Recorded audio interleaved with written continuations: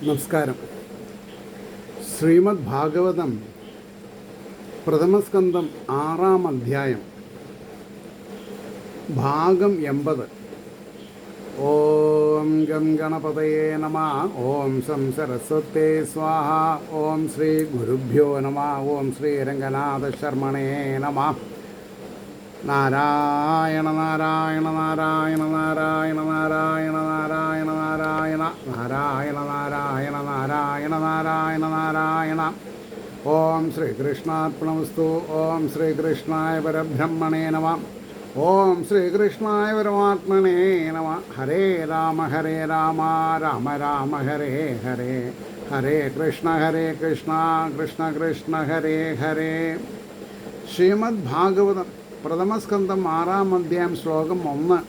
സൂതാവാച ഏവം നിശമ്യ ഭഗവാൻ ദേവർഷേർജന്മകർമ്മജ ഭൂയ പപ്രശ്ചതം ബ്രഹ്മൻ വ്യാസ സത്യവതീ സുതാം. ഏവം നിശമ്യ ഭഗവാൻ ദേവർഷേർജന്മകർമ്മജ ഭൂയ പപ്രശ്ചതം ബ്രഹ്മൻ വ്യാസ സത്യവതീ സുതാം. ബ്രാഹ്മണ ദേവർഷിയുടെ ജന്മത്തെയും കർമ്മത്തെയും ഇപ്രകാരം കേട്ടിട്ട് സത്യവതി പുത്രനും ഭഗവാനുമായ വ്യാസൻ പിന്നെയും അവനോട് ചോദിച്ചു. ആരോട്? നാരദരോട് ചോദിച്ചു. വ്യാസൻ നാരദരോട് ചോദിച്ചു. അതിൻ്റെ ഭാവാർത്ഥം പറയാം. ഹേ സൂതൻ പറഞ്ഞു, ഹേ ശൗനകമുനെ, ദേവർഷിയായ നാരദരുടെ പൂർവജന്മത്തെയും അതിൽ സംഭവിച്ചതായ കർമ്മത്തെയും മുകളിൽ പറഞ്ഞ വിധം കേട്ടപ്പോൾ സത്യവതിയുടെ പുത്രനായ ഭഗവാൻ വ്യാസമഹർഷി പിന്നെയും ചോദിച്ചു. വ്യാസ ഉവാച ഭിക്ഷുഭിർവിപ്രവസിതേ വിജ്ഞാനേ ദേഷ്ടൃഭിസ്തവ വർത്തമാനോ വയസ്യാദ്യേ തഥാ കിം അഹരോത്ഭവാൻ. ഭിക്ഷുഭിർവിപ്രവസിതേ വിജ്ഞാനദേഷ്ടൃഭിസ്തവ വർത്തമാനോ വയസ്യാദ്യേ തഥാ കിം അഹരോത്ഭവാൻ. അങ്ങയ്ക്ക് വിജ്ഞാനത്തെ ഉപദേശിച്ച ഭിക്ഷുക്കളാൽ ആ സ്ഥാനം ഉപേക്ഷിക്കപ്പെട്ടപ്പോൾ ആദ്യത്തെ വയസ്സിൽ ഇരിക്കുന്ന അങ്ങ് കിം എന്തു ചെയ്തു?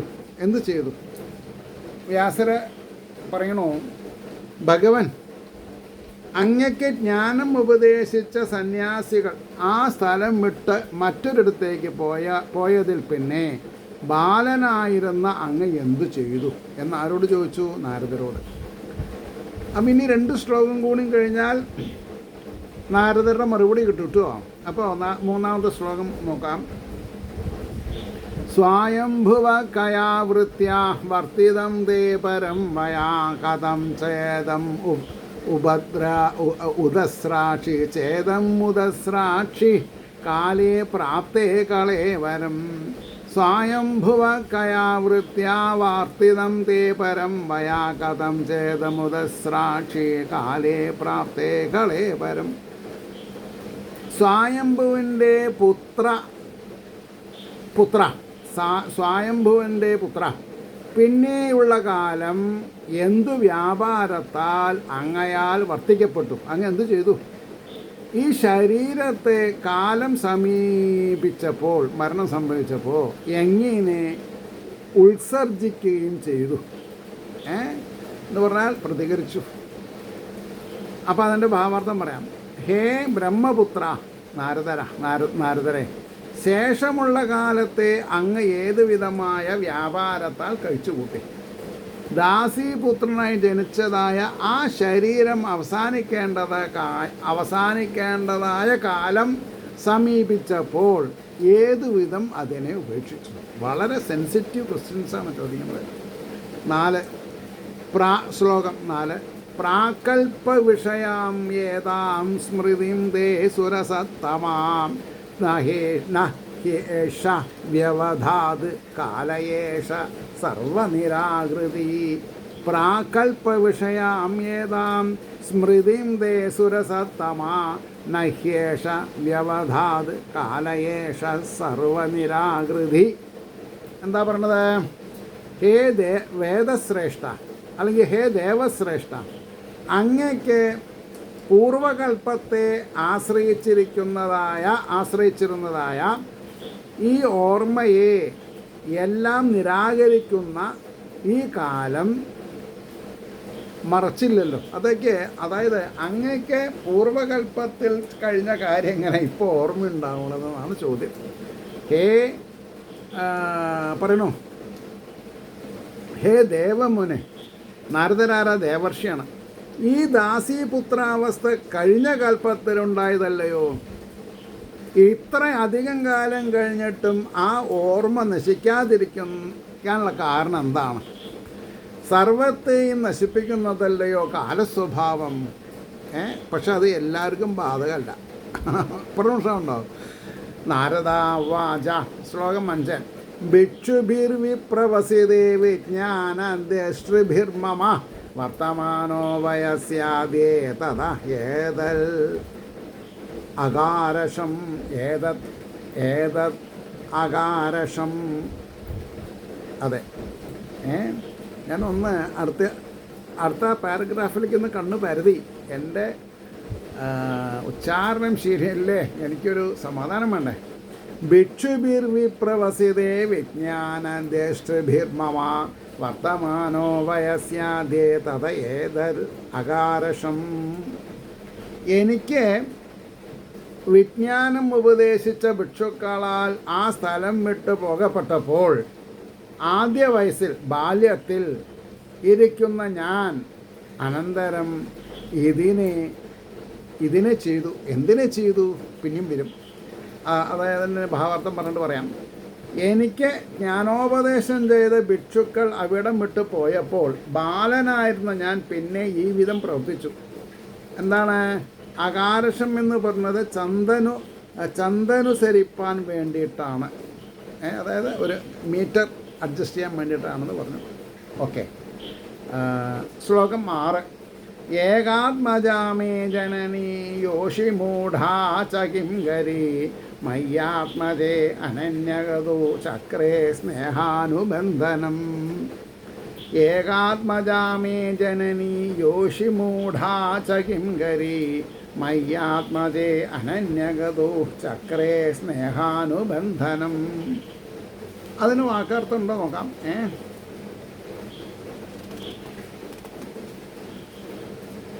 അതെ, ഉണ്ട്. ദാസിയും അറിവില്ലാത്ത സ്ത്രീയും ഒരു പുത്രനോടുകൂടിയവളുമായ എൻ്റെ അമ്മ, അതായത് ഞാൻ മാത്രമേ മകനായിട്ടുള്ളൂ. അമ്മ അക്ഷരവിദ്യാഭ്യാസം ഇല്ലാത്തവളാണ്. അറിവില്ലാത്ത സ്ത്രീയും ഒരു പുത്രനോടുകൂടിയവളുമായ എൻ്റെ അമ്മ അന്യഗതിയില്ലാത്തവനുമായ എന്നിൽ സ്നേഹബന്ധത്തെ ചെയ്തു. അതിനെ മുറിക്കണം നമുക്ക്. സ്നേഹബന്ധമല്ല, ആത്മബന്ധമാണ് വേണ്ടത്. ആത്മാരാമനായി തീരണേ എൻ്റെ മകൻ എന്ന് അമ്മ പ്രാർത്ഥിക്കണം. കുറേ കാലം മാതൃസ്നേഹം നിമിത്തം അവിടെ തന്നെ അമ്മയോട് ഒരുമിച്ചിരുന്നുവെന്ന് 3 ശ്ലോകം കൊണ്ട് പറയണം. എൻ്റെ അമ്മയ്ക്ക് ഞാൻ ഏകപുത്രൻ, അറിവില്ലാത്ത ഒരു സ്ത്രീയും ദാസിയുമായിരുന്ന അമ്മയ്ക്ക് അന്യാശ്രയമില്ലാത്ത പുത്രനായ എന്നിൽ സ്നേഹം ബലമായി ഉറച്ചിരുന്നു. ആത്മജനിൽ സ്നേഹം വിദ്വാൻമാരായ പുരുഷന്മാർക്ക് കൂടെ ഉണ്ടാകും. അതായത് വിദ്വത്തുണ്ടെങ്കിൽ ഉണ്ടാവും, മായാണല്ലോ. മൂഢയായ സ്ത്രീ എന്ന് പറഞ്ഞത് സ്നേഹാധിക്യത്തെ കാണിപ്പാനാണ്. അതായത് സ്നേഹാധിക്യം കാണിക്കാണ്. അതാണ് ശരിക്കും മൂഢയൊന്നും അല്ലാന്ന് വ്യംഗ്യം. അടുത്ത ശ്ലോകം. സ അസ്വതന്ത്ര. അപ്പം അസ്വതന്ത്ര എന്ന് വായിക്കരുത് പറ്റുമോ? സ അസ്വതന്ത്ര നകൽപ ആസീത് യോഗക്ഷേമം മമേശ്വരി ഈശസ്യ ഹി വശേ ലോകോ യോഷാദരുമയീയധാം. സ അസ്വതന്ത്ര നകൽപ ആസീത് ഉദ്യോഗക്ഷേമം ആസീത് യോഗക്ഷേമം മമേശ്വരി. ആദ്യം ഞാൻ ശരിക്കും വായിച്ചത് സ അസ്വതന്ത്ര നകൽപ ആസീത് യോഗക്ഷേമം മമേശ്വരി ഈശസ്യ ഹി വശേ ലോകോ യോഷാം ദാരുമയീയധാം. എൻ്റെ യോഗക്ഷേമത്തെ ഇച്ഛിക്കുന്നവളും സ്വാതന്ത്ര്യമില്ലാത്തവളുമായ അവൾ സമർത്ഥയായിരുന്നില്ല. എന്തിന്? ലോകം മരം കൊണ്ടുള്ള സ്ത്രീരൂപം പോലെ ഈശ്വരൻ്റെ അധീനത്തിലാണല്ലോ. ഇത് അണ്ടർലൈൻ ചെയ്യണം. സ്ത്രീ ഈശ്വരൻ്റെ വശത്ത് എന്ന് പറഞ്ഞാൽ എന്താ അർത്ഥം? പുരുഷനും അതെ, പ്രത്യേകിച്ച് സ്ത്രീകൾ. കാരണം എന്താ? സ്വതന്ത്രരല്ല, മായയിൽ മുങ്ങിത്തപ്പുന്നവരാണ്. ഉള്ളതിനെ ഇല്ലാതാക്കണ്ടാക്കാനും ഇല്ലാത്തതിനെ ഉണ്ടാക്കാനും ഏറ്റവും വലിയ നുണ പറയാനും ഏറ്റവും കഠിനമായ ദോഷം ചെയ്യാനും സ്ത്രീകൾക്ക് കഴിയും. കാരണം സ്ത്രീനെ അങ്ങനെയാണ് ബ്രഹ്മാവ് സൃഷ്ടിച്ചിട്ടുള്ളത്. അതിനെ നമുക്ക് ഇവിടെ നോക്കാം. കിംകരി എന്ന് പറഞ്ഞതിൻ്റെ സാരം ഇവിടെ പറയുന്നു. എന്താണ് ചെയ്തത് എന്നുള്ള ചോദ്യം. അന്യാധീനത്തിലിരിക്കുന്ന എൻ്റെ ആ മാതാവ്, ആരുടെ അധീനത്തിലെ അന്യാധീനം? വഴിപോക്കന്മാരുടെ. ഇച്ഛാനുസരണം എനിക്ക് വേണ്ടുന്ന യോഗക്ഷേമത്തെ നടത്തുവാൻ അസമർത്ഥയായിരുന്നത് കൊണ്ട് വ്യസനിച്ചിരുന്നു, വൈക്ലഭ്യമുണ്ടായിരുന്നു. അവർ മാത്രമല്ല, എല്ലാവരും അവശന്മാർ തന്നെ എന്നുള്ള ബോധം അവർക്കുണ്ടായിരുന്നില്ല. അതായത് എല്ലാവരും അവശന്മാർ തന്നെ എന്നുള്ള ബോധം, അതാണ് ശരി, അത് അവർക്കുണ്ടായിരുന്നില്ല. ലോകം മുഴുവനും മരം കൊണ്ടുണ്ടാക്കിയിട്ടുള്ള ഒരു സ്ത്രീ പ്രതിമ എന്ന പോലെ അതിനെ കൊണ്ട് കളിപ്പിക്കുന്ന നാഥനും സർവന്തര്യാമിയുമായ ഈശ്വരൻ്റെ അധീനത്തിലാണല്ലോ, അല്ലേ? എല്ലാവരും ആരുടെ അധീനത്തിലാണ്? ഈശ്വരനാണ് നമ്മൾക്ക് കർമ്മങ്ങൾ അനുവദിച്ച് തരുന്നത്, depending upon our own karmas. അപ്പോൾ എല്ലാവർക്കും ഉള്ള ആ സ്വാതന്ത്ര്യത്തിന് പുറമേ എൻ്റെ അമ്മയ്ക്കും ദാസീഭാവം നിമിത്തമുള്ള സ്വാതന്ത്ര്യമില്ലായ്മയും കൂടുതൽ ഉണ്ടായിരുന്നുവെന്ന് സാരം. 8ാമത്തെ ശ്ലോകം പറയണു. അഹം ചതത് ബ്രഹ്മകുല ഊഷിവാം സ്തതവേക്ഷയാ ദിഗ്ദേശകാലാവുത്പന്നോ ബാലക പഞ്ചഹായനാം. അഹം ചതത് ബ്രഹ്മകുല ഊഷിവാം സ്തതവേക്ഷയാം ദിഗ്ദേശകാലാവുത്പന്നോ ബാലക പഞ്ചഹായനാം. അതിൻ്റെ വാക്കാർത്ഥം പറയാം. കാലം അല്ല, ദിക്ക്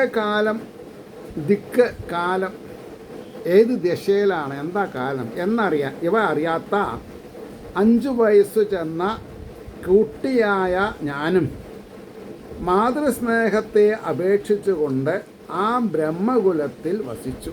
എന്താ അവിടെ ബ്രഹ്മകുലം എന്ന് പറഞ്ഞാൽ? ബ്രാഹ്മണർ വന്നു പോകുന്ന സ്ഥലം. ഏകദാ നിർഗതാം ഗേഹാത് ഉഹന്തീം നിശികാം പഥി സർപ്പോ അതശത്പദാ അസ്പൃഷ്ട കൃപണാം കാലചോദിത. ഒരു ടേണിംഗ് പോയിൻ്റാണ് കഥയിൽ.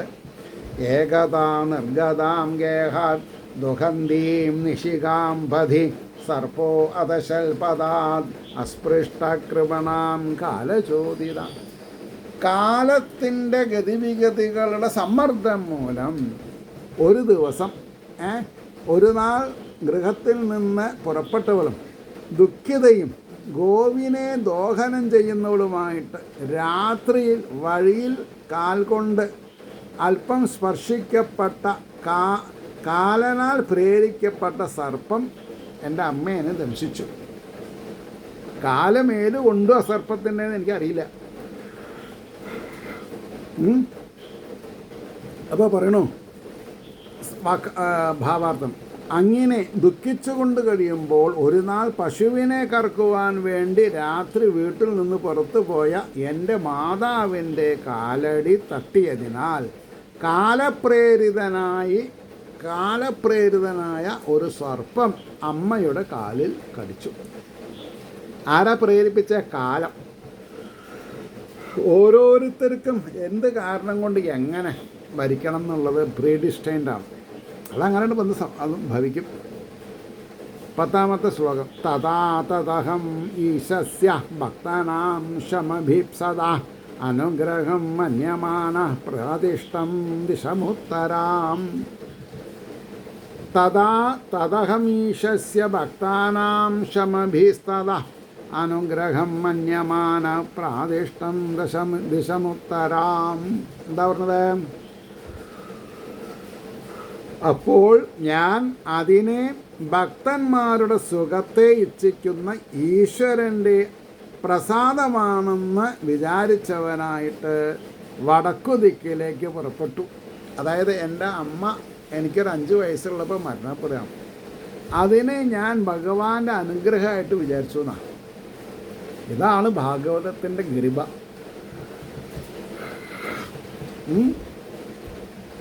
ഇനി 11, 12, 13, 14 4 ശ്ലോകങ്ങൾ ഒന്നായിട്ടാണ് നോക്കാം. സ്പീതാഞ്ജനപദാംസ്തത്ര പുരഗ്രാമവ്രജാകരാൻ ഗേഡഗർവടവാടീശ്ച വനാന്യോപവനാനി ചാം ചിത്രധാതൃവിചിത്രാത്.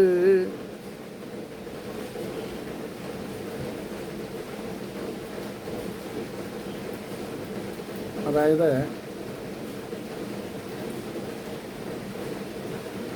ചിത്രധാതു വിചിത്രാത് ഇനി ഭഗ്ന ഭുജദ്രുമാൻ ജലാശയാൻ ശിവജലാൻ നളിനി സുരസേവിതാം ചിത്രസ്വനീ പത്രരഥേ വിഭ്രമൽ ഭ്രമരശ്രിത അശ്രിയ നളവേണുശരൽ സ്തംഭ കുശകീചകഗഹ്വരം ഏക ഏവാദിയാദോ അഹം അദ്രാക്ഷം വിപിനം മഹത് ഘോരം പ്രതിഭയാകാലം വ്യാളോലുക ശിവാചിരം. ഒന്നുകൂടി വായിക്കാം. സ്പീതാഞ്ജനപദാംസ്തത്ര പുരഗ്രാമവ്രജാകരാൻ ഖേടഗർവടൈവാടീച്ഛാവനാന്യോപവനാനി ചാം ചിത്രധാതു വിചിത്രാത് ദീനീ ഭഗ്നഭുജദ്രുമാൻ ജലാശയാൻ ശിവജലാൻ നളിനീ സുരസേവിതാം ചിത്രസ്വനീ പത്രരഥൈ വിഭ്രമൽ ഭ്രമരശ്രിയാ നളവേണുസുരസ്തംഭു കുശകീ ചക്രഗഹ്വരം ഏക ഏവാദിയാദോ അഹം അദ്രാക്ഷം വിപിനം മഹത് ഘോരം പ്രതിഭയാകാരം വ്യാളോലുക ശിവാധിരം. ആ 4 ശ്ലോകത്തിനും കൂടി അർത്ഥം പറയുമ്പോൾ അവിടെ സമൃദ്ധങ്ങളായ ദേശങ്ങളെയും രാജധാനികൾ, ബ്രാഹ്മണ ഗൃഹങ്ങൾ, ഗോകുലങ്ങൾ, രത്നാദികളെടുക്കുന്ന ഖനികൾ ഇവയെയും കർഷകരുടെ ഗ്രാമങ്ങൾ, പർവ്വതതടങ്ങളിലുള്ള ഗ്രാമങ്ങൾ, കവുങ്ങ് മുതലായ മരങ്ങളും പൂച്ചെടികളുമുള്ള ഗ്രാമങ്ങൾ, തോട്ടങ്ങൾ ഇവയെയും കാടുകളെയും ഉപവനാനിച്ച ഉദ്യാനങ്ങളെയും ചിത്രധാതു വിചിത്രാധീൻ നാനാവിധ നിറമുള്ള ധാതുക്കൾ കൊണ്ട് അനേക നിറമുള്ള പർവ്വതങ്ങളെയും ഇഭഭഗ്നഭുജദ്രുമ എന്നാണ് വാക്ക്. ആനകളാൽ ഓടിക്കപ്പെട്ട കൊമ്പുകളോടുകൂടിയ മരങ്ങളെയും തെളിഞ്ഞ വെള്ളമുള്ള കുളങ്ങളെയും ദേവന്മാരാൽ സേവിക്കപ്പെടുന്നതും ബഹുവിധ ശബ്ദങ്ങളോടുകൂടിയ പക്ഷികളെ കൊണ്ടും അങ്ങുമിങ്ങും പറക്കുന്ന വണ്ടുകളെ കൊണ്ടും ശോഭിക്കുന്നവയും ആയ നളിനി താമരപ്പൊയ്കകളെയും ഏകനായിട്ട് തന്നെ അതിക്രമിച്ച ഞാൻ നളവേണുശരസ്തംഭ കുശികീ ചകഗഹ്വരം നളങ്ങൾ, വേണുക്കൾ, ശരങ്ങൾ ഇവയുടെ സ്തംഭങ്ങൾ കൊണ്ടും കുശങ്ങൾ കൊണ്ടും കീചകങ്ങൾ കൊണ്ടും കടക്കാൻ പ്രയാസമായതും സഹിക്കവയ്യാത്തതും ഭയങ്കര സ്വരൂപത്തോടു കൂടിയതും പാമ്പുകൾ, ഉലൂകങ്ങൾ, കുറുനരികൾ ഇവയുടെ ക്രീഡാസ്ഥാനവും വിസ്തീർണവുമായ അരണ്യത്തെ കണ്ടു. കുറച്ച് 4 വരിയുടെ അർത്ഥപ്പെട്ടത്. അപ്പം അതിൽ എങ്ങനെ അർത്ഥം പറയാം? പുറത്ത് നല്ല മഴ പെയ്യുന്നുണ്ട്. ഇത് എത്ര നേരം എടുക്കുന്ന എനിക്ക് പറയാൻ വയ്യ, മനസ്സിലായില്ലേ? ഇതിൻ്റെ അർത്ഥം പറഞ്ഞത് നിർത്തും ഞാൻ, കാരണം അത്രയും ശബ്ദ കോലാഹലമാണ് പുറത്ത്. വടക്കുദിക്കിൽ വളരെ ധനസമൃദ്ധിയുള്ള ദേശങ്ങൾ, രാജധാനികൾ, ബ്രാഹ്മണർ കൂടിച്ചേർന്ന് വസിക്കുന്ന ഗ്രാമങ്ങൾ, പശുക്കളെ വളർത്തുന്ന സ്ഥാനങ്ങളായ വ്രജങ്ങൾ, രത്നങ്ങൾ, സ്വർണം, വെള്ളി, ഇരുമ്പ് എന്നീ ശ്രേഷ്ഠ ലോകങ്ങളെ കുഴിച്ചെടുക്കുന്ന ഖനികൾ, കൃഷി ചെയ്ത് ഉപജീവിക്കുന്ന ജനസമുദായം, താമസിക്കുന്ന സ്ഥലങ്ങളായ ഖേടങ്ങൾ, മലഞ്ചെരിവുകളിൽ കുടിലുകളുമായി താമസിക്കുന്നവരുടെ വാസസ്ഥലങ്ങളായ ഖർവടങ്ങൾ, കവുങ്ങുകൾ, തെങ്ങുകൾ മുതലായ ഫലവൃക്ഷങ്ങളും പൂച്ചെടികളും വെച്ചുണ്ടാക്കിയിട്ടുള്ള വാടികൾ, അതായത് ഗ്രാമപ്രദേശങ്ങൾ, താനേ തന്നെ വളരുന്ന വൻമരങ്ങൾ നിറഞ്ഞ വനങ്ങൾ, നട്ടുവളർത്തി രക്ഷിക്കുന്ന വൃക്ഷങ്ങൾ നിറഞ്ഞ ഉപവനങ്ങൾ, പൂന്തോട്ടുകൾ, സ്വർണങ്ങൾ, രജതങ്ങൾ എന്നീ ധാതുദ്രവ്യങ്ങൾ ഉള്ളതുകൊണ്ട് നാനാവർണ്ണങ്ങളോടുകൂടിയിരിക്കുന്ന പർവ്വതങ്ങൾ, കാട്ടാനകൾ, ഒടിച്ചു കൊമ്പുകളോടുകൂടിയ മരങ്ങൾ, തെളിഞ്ഞ ജലം നിറഞ്ഞു നിൽക്കുന്ന കുളങ്ങൾ, തടാകങ്ങൾ മുതലായ ജലസ്ഥാനങ്ങൾ, ദേവന്മാർ വന്ന് സ്നാനപാനാദികൾ ചെയ്യുന്നതും അനേകവിധം ശബ്ദങ്ങളെ പുറപ്പെടുവിക്കുന്ന നാനാമാതിരി പക്ഷികളും, പലതരത്തിലുള്ള പക്ഷികളും, അങ്ങുമിങ്ങും മുരണ്ടു നടക്കുന്ന വണ്ടുകളുമുള്ളതുകൊണ്ട് മനോഹര ശോഭയോടുകൂടിയവയുമായ താമരപ്പൊയ്കകൾ എന്നിങ്ങനെയുള്ള സ്ഥലങ്ങളെ ഞാൻ ഏകനായി തന്നെ കടന്നു എല്ലാ കാഴ്ചകളെയും കണ്ടാനന്ദിച്ചും കൊണ്ട് പോകുമ്പോൾ രാമച്ച പുല്ലുകൾ, മുളകൾ, കരിങ്ങാലികൾ, ദർഭപ്പുല്ലുകൾ എന്നിവയുടെ കുടിലുകൾ കണ്ട് സഞ്ചരിപ്പാൻ കഴിയാത്തതും ഭയം ജനിപ്പിക്കുന്ന സ്വരൂപത്തോടു കൂടിയതും പാമ്പുകൾ, കൂമൻ, കുറുനരികൾ ഇവയുടെ ക്രീഡാസ്ഥാനവും ദുസ്സഹവുമായ ഒരു കൊടുങ്കാട് കണ്ടു എന്ന് പറഞ്ഞു നിർത്താം. കാരണം ശബ്ദത്തിനെ ഭേദിക്കാൻ സാധിക്കുന്നില്ല. നാളെ ഒരു 20 മിനിറ്റ് കൂടി ഇതിനോടുകൂടി ആഡ് ചെയ്തിട്ട് പറയാൻ പറ്റുമോ നോക്കാം. ഏവർക്കും ശ്രീഹരിയുടെ അനുഗ്രഹാശിസ്സുകൾ ഉണ്ടാകട്ടെ എന്ന് പ്രാർത്ഥിച്ചുകൊണ്ട് വാക്കുകൾ ചുരുക്കുന്നു. നമസ്കാരം. നാളെ കാണാം.